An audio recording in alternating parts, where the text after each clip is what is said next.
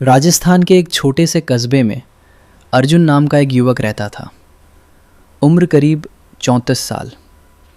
खेती बाड़ी थी, साथ में डेयरी का काम भी करता था।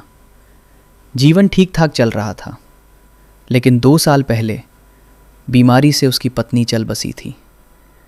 अब वो अपनी 9 साल की बेटी के साथ रहता था। एक शाम वो खेत से लौट रहा था। सड़क किनारे उसे एक स्मार्टफोन पड़ा मिला। उसने इधर उधर देखा, कोई नज़र नहीं आया।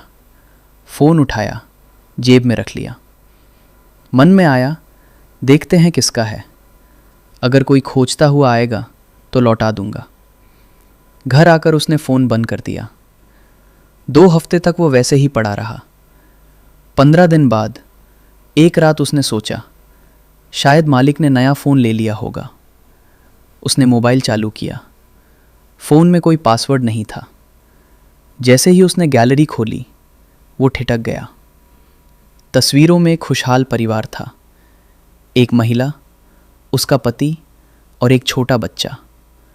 समुद्र किनारे घूमते हुए, जन्मदिन मनाते हुए, हंसते हुए। फिर अचानक तस्वीरें बदल जाती हैं। अब वही महिला सफ़ेद साड़ी में, आंखों में आंसू, पति की तस्वीर के सामने दीपक जलाती हुई। एक छोटे लड़के का मुंडन, शोक का दृश्य। वीडियो में वो अपने पति की पुरानी रिकॉर्डिंग देखकर रो रही थी। बच्चा पूछ रहा था, माँ, पापा कब आएंगे? अर्जुन की आंखें नम हो गईं। उसे अपनी बेटी की याद आ गई, जब वो भी अपनी माँ को पुकारती थी। उसने तय कर लिया, ये फ़ोन वापस जाएगा। संपर्क कॉल लॉग में एक नंबर बार बार दिख रहा था। उसने उसी पर फ़ोन मिलाया। उधर से घबराई हुई आवाज़ आई, हेलो, कौन? आपका फ़ोन मुझे मिला है। कुछ क्षण चुप्पी रही, फिर रोने की आवाज़, भाई साहब, मेरा फ़ोन प्लीज़ लौटा दीजिए। मेरे बेटे की सारी यादें उसी में हैं। महिला का नाम सुमन था। उम्र लगभग 29 साल। पति की सड़क दुर्घटना में मौत हो चुकी थी। वो सिलाई करके गुजारा कर रही थी। पता चला वो अर्जुन के गांव से करीब 50 किलोमीटर दूर रहती थी। मुलाकात अगले दिन। अर्जुन बाइक से वहां पहुंचा। छोटा सा किराए का कनवरा, टूटी चारपाई, कोने में सिलाई मशीन। सुमन बेहद संकोच में थी। आपने इतनी दूर आने की तकलीफ क्यों की? अर्जुन ने फ़ोन लौटाया। साथ में एक छोटा सा डिब्बा भी दिया। ये क्या है? उसने पूछा। एक नया मोबाइल, आपके बेटे के लिए। नहीं नहीं, ये नहीं ले सकती।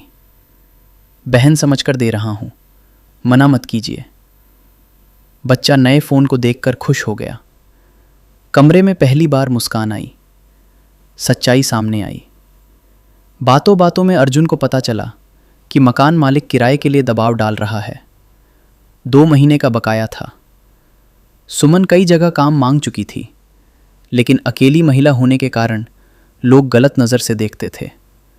अर्जुन ने कहा, अगर आप चाहें तो हमारे डेयरी फार्म पर काम कर सकती हैं। रहने की जगह भी है, सुरक्षित माहौल है।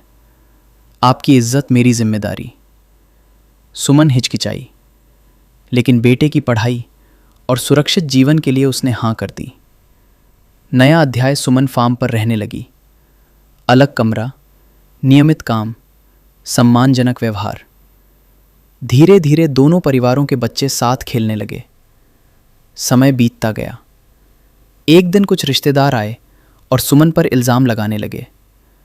अर्जुन ने सबके सामने साफ कहा, अगर कोई उंगली उठाएगा तो पहले मुझसे बात करेगा, और अगर सुमन चाहे तो मैं शादी के लिए भी तैयार हूं। सुमन स्तब्ध रह गई। मैं बोझ बनना नहीं चाहती, उसने कहा। अर्जुन मुस्कुराया, आप बोझ नहीं, सहारा हैं। कुछ महीनों बाद दोनों ने सादगी से विवाह कर लिया। अंत अब उस फार्म हाउस में फिर से हंसी गूंजती है।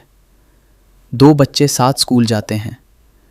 आंगन में तुलसी के पास दीपक जलता है, और दीवार पर लगी पुरानी तस्वीरों के साथ अब नई तस्वीरें भी जुड़ गई हैं। कभी कभी अर्जुन सोचता है, अगर उस दिन वो मोबाइल न मिलता तो शायद ये परिवार कभी पूरा ना होता।